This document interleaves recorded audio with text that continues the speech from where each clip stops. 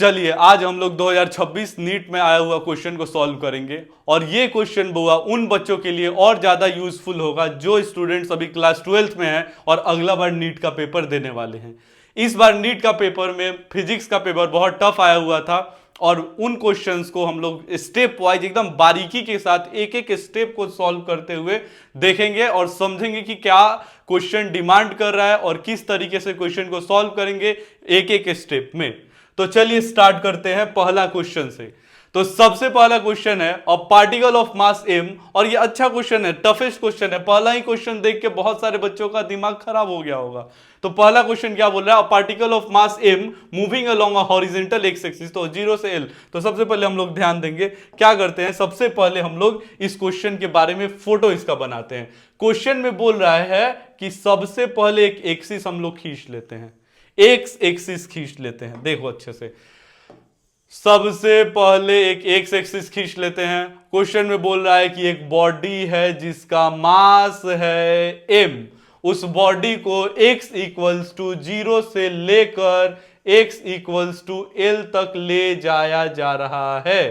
x equals to 0 से लेकर x equals to l तक उस बॉडी को मूव करा रहे हैं। अब आगे ये क्वेश्चन में कहता क्या है कि एक बात बताओ, अगर इस बॉडी को यहां से यहां तक मूव कराएंगे तो इस बॉडी के बीच और इस सरफेस के बीच फ्रिक्शन फोर्स कुछ ना कुछ तो लगेगा, और क्वेश्चन में वो फ्रिक्शनल फोर्स दिया है वेरिएबल, वेरिएबल फ्रिक्शनल फोर्स दिया है, क्योंकि यहां पे कोफिशिएंट ऑफ फ्रिक्शन भी वेरिएबल दिया हुआ है। कोफिशिएंट ऑफ फ्रिक्शन का वैल्यू देखो यहां पे वेरी कर रहा है, mu equals to mu not minus alpha into x, मतलब हर जगह पे कोफिशिएंट ऑफ फ्रिक्शन का वैल्यू सेम नहीं है और वेरी कर रहा है। कितना दिया है, mu not minus alpha into x, जो म्यू इक्वल्स टू दिया है वो mu not minus alpha into x दिया हुआ है, और ये है आपको काइनेटिक फ्रिक्शन का वैल्यू दिया हुआ है mu not minus alpha into x. इसका मतलब यहां जो फ्रिक्शन है बुआ वो जैसे जैसे एक्स की तरफ आगे बढ़ रहा है बॉडी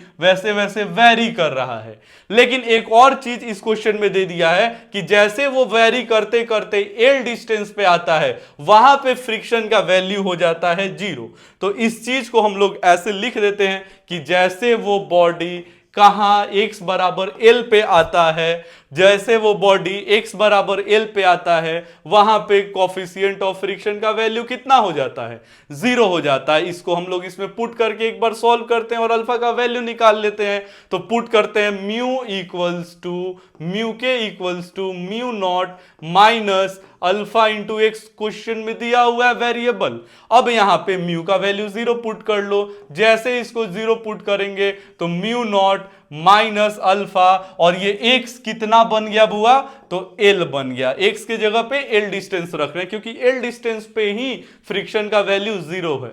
अब फ्रिक्शन कोफिशिएंट का वैल्यू 0 है, अब माइनस उधर जाके प्लस हो जाएगा तो mu not equals to alpha into l हो जाएगा। तो अल्फा बराबर क्या होगा, अल्फा बराबर अल्फा के साथ ये मल्टीप्लाई में उधर जाके डिवाइड में हो जाएगा, alpha equals to mu not by L. यहां से अल्फा का वैल्यू हमको ऑब्टेन हो गया, अल्फा का वैल्यू मिल गया। अब क्या करेंगे, यहां से अल्फा का वैल्यू हमको मिल गया। अब क्वेश्चन में क्या बोल रहा है आगे कि यहां वर्क डन भी हो रहा है, टोटल वर्क डन, और किसके द्वारा हो रहा है, फ्रिक्शनल फोर्स के कारण, और वो वर्क डन कितना हो रहा है, N mu not M G L, N mu not M G L. कितना वर्क डन हो रहा है, N mu not M G L. अब देखो इस क्वेश्चन में एक वर्ड और दिया है कि यहां टोटल वर्क डन हो रहा है N mu not M G L, ध्यान से समझना। और क्वेश्चन में दिया है कि साथ साथ इस n का ही वैल्यू निकालना है,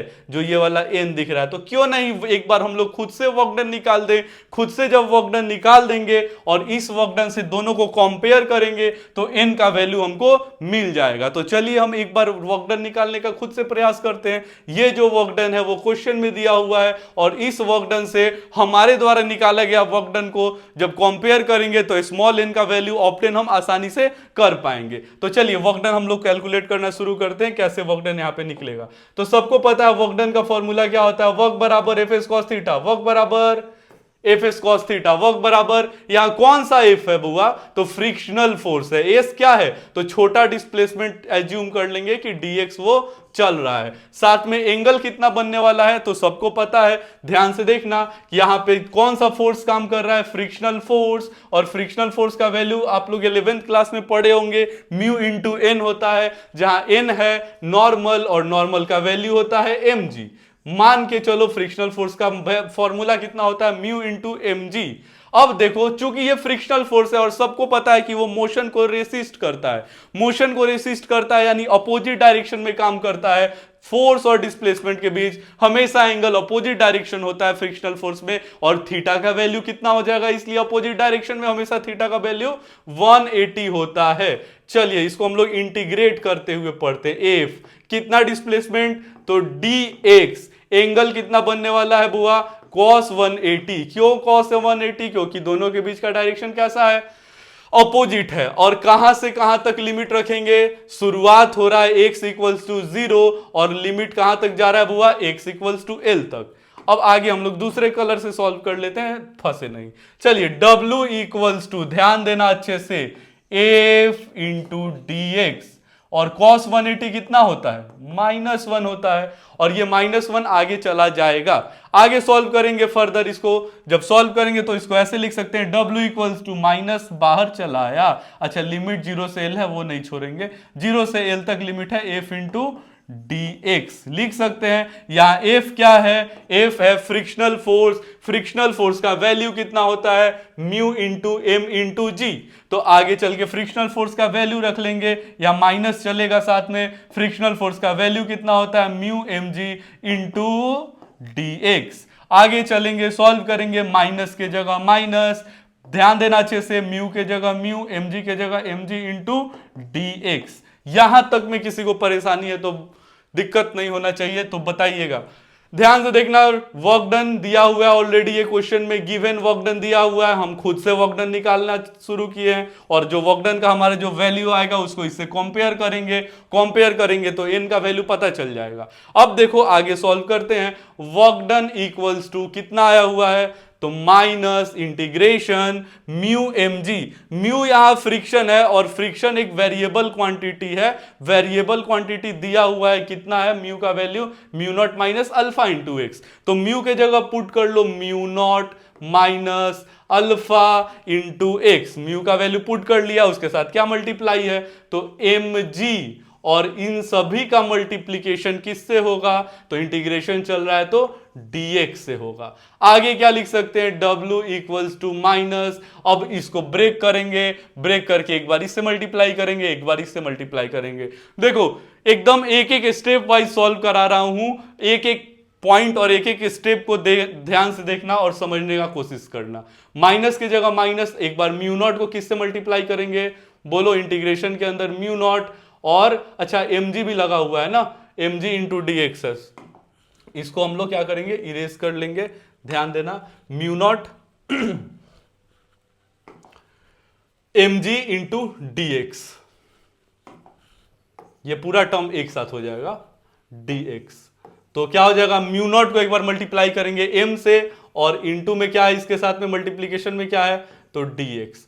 फिर क्या चलेगा, माइनस 0 से l तक इंटीग्रेशन, फिर 0 से l तक इंटीग्रेशन, और कौन बचा इसमें, अल्फा इंटू एक्स को किससे मल्टीप्लाई करेंगे, mg इंटू डी एक्स से। बोलिए बात समझ रहे हैं कि नहीं समझ रहे हैं। अब आगे देखेंगे, बहुत अच्छे से देखेंगे, w इक्वल्स टू माइनस, और बताओ क्या इसको जब हम सॉल्व करेंगे तो इंटीग्रेशन के बाहर कांस्टेंट टर्म चला आता है, कांस्टेंट कौन है यहां पे, mg कांस्टेंट है, इंटीग्रेशन के अंदर कौन बचा, इंटीग्रेशन के अंदर कौन बचा, और म्यू नॉट भी कांस्टेंट है, इंटीग्रेशन के अंदर कौन बचा, सिर्फ और सिर्फ dx बचा, कहां से कहां तक, 0 से लेकर l तक। फिर इसके बाद क्या है, माइनस, इसमें भी कौन है कांस्टेंट, तो इसमें कांस्टेंट है अल्फा mg, इंटीग्रेशन के अंदर कौन बचा, x into D x, integration कहां से कहां तक है, 0 टू l तक है।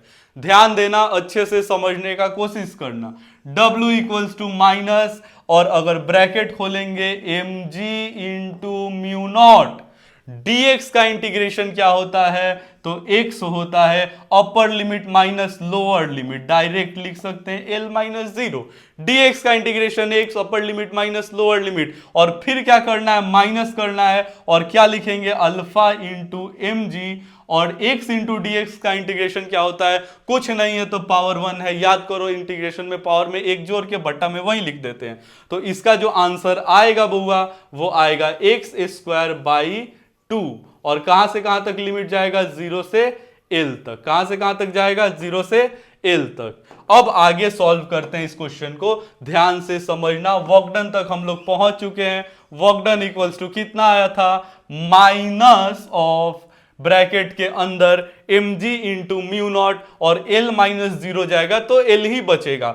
M G mu not L, क्या बचा, M G mu not L, M G mu not into L, और माइनस सबके लिए कॉमन है। फिर माइनस, इसमें दूसरा वाला स्टेप जब देखें तो सेकेंड वाले स्टेप में क्या है, अल्फा एम जी कॉन्स्टेंट है, बटा 2 भी बाहर हो जाएगा। अल्फा एम जी बटा 2, अल्फा एम जी बटा 2, आगे जब सॉल्व करेंगे तो अल्फा एम जी बटा 2, अल्फा एम जी बटा 2। अंदर कौन बचा था बउआ, एक्स स्क्वायर कहां से कहां तक था, 0 से एल तक था, और सबका ब्रैकेट क्लोज। अब आगे सॉल्व करेंगे। अब यहां पे आ गए w equals to minus M G mu not L minus alpha M G by 2, upper limit minus lower limit, L square minus 0 का स्क्वायर कितना होता है, 0 ही होता है। अब क्या करेंगे, w equals to minus, bracket हटा देते हैं, M G mu not into L, minus minus क्या हो गया, प्लस हो गया, क्या बचा, alpha M G by 2 into L square में से 0 स्क्वायर जाएगा तो एल स्क्वायर ही बचेगा। अब यहां अल्फा वाला टर्म आ गया, और याद करिए हम लोग अल्फा का वैल्यू ऑलरेडी निकाल के रखे हुए थे। अल्फा का वैल्यू कितना है, mu not by L, alpha का वैल्यू हम लोग already mu not by L निकाल के रखे हुए हैं। अब w का वैल्यू पुट कर लीजिए, minus of M G mu not L plus alpha, alpha के जगह पे क्या रख सकते हैं, mu not by L, into में क्या है बुआ, M G L square by 2। अब देखो एक एल से एक हो गया, एल एलिमिनेट। अब क्या बचा, तो w equals to minus M G mu not, और यहां पे क्या है बाऊ, plus mu not M G L by 2। और ये एक बात बताओ, इसमें से अगर इसको घटाओगे, अगर ये हाफ है और हाफ में से एक घटाओगे, मतलब माइनस 1/2 प्लस 1, कितना आंसर आएगा, तो माइनस ऑफ 1/2। तो ये माइनस, ये प्लस में है ना, प्लस 1/2 में से माइनस 1/2 जाएगा। तो इसका आंसर कितना आ जाएगा, minus of a mu not M G L by 2। अब बताओ किससे कंपेयर करना था, ये हमारा फाइनल वर्क डन आ गया। फाइनल वर्क डन का वैल्यू कितना आया, minus mu not M G L by 2। तो इसको ऐसे भी लिख सकते हैं, 1/2 minus mu not M G L by 2। और क्वेश्चन में गिवन दिया हुआ था वर्क डन का value N mu not M G L, N mu not M G L, N mu not M G L. Question में क्या दिया था, N mu not M G L, N mu not M G L, और यहां एक हम 2 यहां नहीं होगा, 2 ऑलरेडी हम बाहर ले चुके हैं। तो अब जब कंपेयर करेंगे तो एन के जगह पे क्या मिल रहा है, डब्ल्यू के जगह पे डब्ल्यू, म्यू नॉट के जगह mu not, M M G G L L, तो एन के जगह पे माइनस 1/2, जो जबकि ऑप्शन में सिर्फ और सिर्फ 1/2 है, प्लस 1/2, तो इसको हम लोग एन के जगह पे 1/2 कह सकते हैं। और फाइनल जो इसका आंसर आएगा वो डी आएगा, 1/2 आंसर आएगा। इसमें किसी को परेशानी नहीं होना चाहिए, एक बार फिर से समझ लीजिए अगर जिसको दिक्कत परेशानी हो। क्वेश्चन में दिया था 0 से एल तक चला, वहां से हम लोग अल्फा का वैल्यू पुट करके एल और अल्फा का वैल्यू निकाल लिए, और जैसे अल्फा का वैल्यू निकाले तो हम लोग वर्क डन सॉल्व करना शुरू किए, वर्क डन सॉल्व किए और वर्क डन सॉल्व किए तो वर्क डन का वैल्यू आया और उससे कंपेयर करके आंसर लेके हम लोग चले आए। चलिए अब क्वेश्चन आगे बढ़ाते हैं और क्वेश्चन नंबर 2 को देखेंगे कि क्वेश्चन नंबर 2 क्या कह रहा है। तो क्वेश्चन नंबर 2 में बोल रहा है कि the mean free path of a molecule of ideal gas is half of the another ideal gas B. Simple सा बात है, बोल रहा है कि मीन फ्री पाथ किससे दिखाते हैं, लैम्डा से। बोल रहा है कि mean free path of A जो है वो हाफ है mean free path of B. साथ में आगे जब पढ़ेंगे इस क्वेश्चन को तो आगे और एक चीज गिवन है, the diameter of the spherical molecular of gas A is twice the diameter of the molecule of B. यानी ये अपोजिट हो गया। इसके कहने का मतलब है कि डायमीटर जो है वो डायमीटर ए का वो दुगुना है डायमीटर बी से। तो ये दो बात इस क्वेश्चन में दिया है। अब इस क्वेश्चन में पूछ क्या रहा है उस क्वेश्चन के बारे में समझेंगे। तो इस क्वेश्चन में बोल रहा है if number of densities of the gas are A and B are n1 and by n1 and nb the respectively the correct option is. अच्छा तो चलिए सबसे पहले हमको मीन फ्री पाथ का फॉर्मूला आना चाहिए। तो मीन फ्री पाथ हमको पता है, लैम्डा से दिखाते हैं और इसका फॉर्मूला होता है 1/√2 पाई एन डी का स्क्वायर। अब यहां से मीन फ्री पाथ का रेशियो निकाल के दिखाएंगे, डेंसिटीज ऑफ एन का डेंसिटीज का दिखाना है ना, तो वही निकालते हैं। एन यहां पे देखो, एन यहां पे क्या है जो आपसे पूछा है क्वेश्चन के अंदर, एन यहां पे क्या है बोलिए, नंबर डेंसिटीज है। नंबर डेंसिटीज का वैल्यू निकालना और डी क्या है, डायमीटर दिया हुआ है। तो अगर हम एन